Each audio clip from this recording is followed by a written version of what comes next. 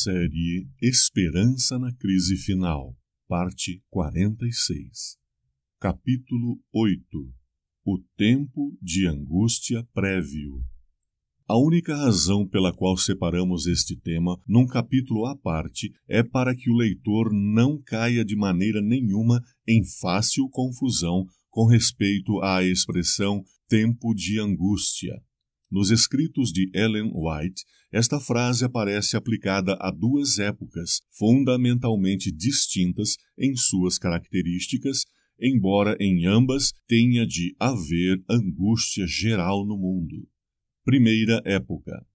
A época que termina com o fim do tempo da graça, à qual se referiu o Senhor em seu sermão profético, quando disse: "E na terra angústia entre as nações, e perplexidade pelo bramido do mar e das ondas, homens desmaiando de terror ante a expectação das coisas que hão de acontecer no mundo." Este período caracteriza-se por guerras, terremotos, pestilências, falsos profetas, imoralidade crescente, sinais astronômicos, temor e desfalecimento geral e a pregação do Evangelho a todo mundo.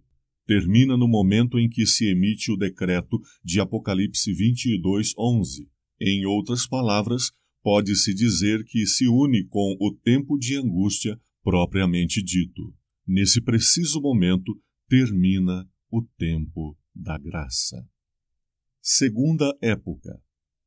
A época que se segue imediatamente ao fim do tempo da graça e que finda com a própria aparição de Cristo nas nuvens do céu em sua segunda vinda. Com o propósito de estabelecer uma fácil diferenciação, fácil e lógica, que evite qualquer equívoco, designamos nesta obra 1. A primeira época, tempo de angústia prévio. 2. A segunda época, tempo de angústia. A seguir, inserimos 3 parágrafos que se referem ao tempo de angústia prévio, nos quais se faz a diferença entre ambos os períodos. Vi que Deus tinha filhos que não reconheciam o sábado e não o guardavam. Eles não haviam rejeitado a luz sobre este ponto, e ao início do tempo de angústia, fomos cheios do Espírito Santo ao sairmos para proclamar o sábado mais amplamente. Eu via a espada, a fome, pestilência e grande confusão na terra. Primeiros Escritos 33 e 34. O início do tempo de angústia ali mencionado refere-se à citação anterior. Não se refere ao tempo em que as pragas começarão a ser derramadas, mas a um breve período pouco antes, enquanto Cristo está no santuário. Primeiros Escritos 85.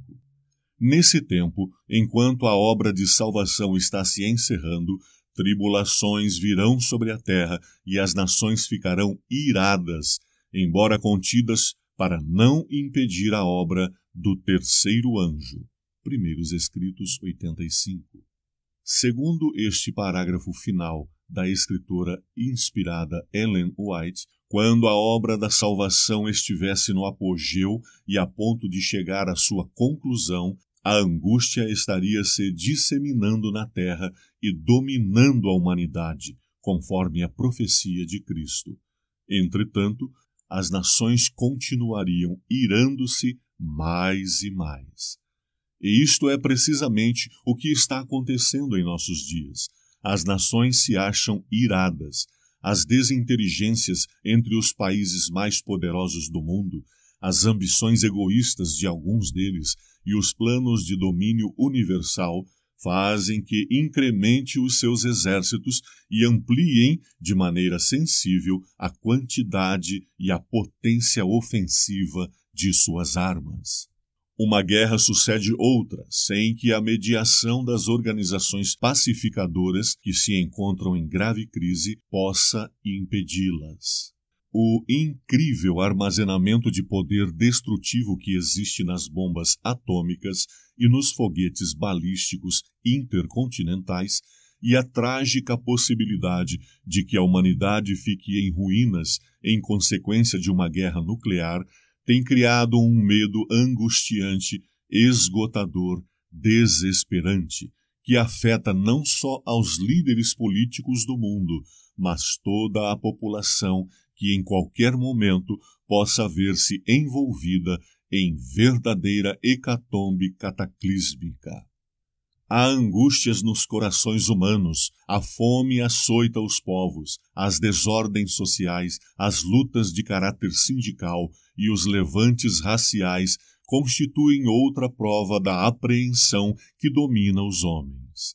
O temor e o desespero constituem o sentimento básico e endêmico da sociedade.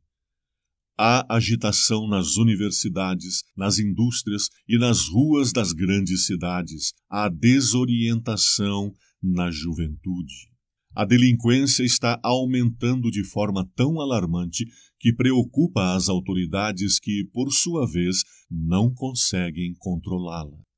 Há a angústia dos pais, que temem ser privados a qualquer momento de um membro da família por sequestro, por exemplo. Angústia de jovens que podem vir a ser vítimas de violências morais. Angústia dos homens em geral, cuja segurança não oferece nenhuma garantia. As estatísticas mostram constantemente uma onda avolumante de crimes. Respira-se por toda a parte o ar da violência, que acompanha cada passo do homem moderno. Outro sintoma indiscutível da angústia crescente é o aumento de suicídios e as alarmantes cifras relativas a enfermidades mentais e desordens psíquicas. 2 milhões de seres humanos têm procurado exterminar a própria vida pelo menos uma vez nos Estados Unidos, segundo o informe do Colégio Americano de Neuropsiquiatras. A decomposição da sociedade, os vícios, o alcoolismo, o vício de drogas complicam este panorama de desorientação, de temor e angústia, e proclamam a iminência da hora em que se porá o sol da misericórdia divina, com o fim do tempo da graça e o começo do breve tempo de angústia que nos levará, como povo, ao clímax glorioso de nossas mais caras esperanças. Mas a aproximação dos eventos tremendos que nos aguardam antes da libertação deve induzir-nos à busca de uma autêntica experiência com Deus, que é o único que nos protegerá na hora do perigo. Não ando só, pois Cristo me acompanha por toda parte, aonde quer que for. Meu coração se alegra em sua graça, e quantos queiram fluem em seu amor. Não ando só, Jesus ao lado tenho, e nele achei amigos sem igual. De tal amigo apoio e guia eu tenho. Não ando só, pois ele me é leal.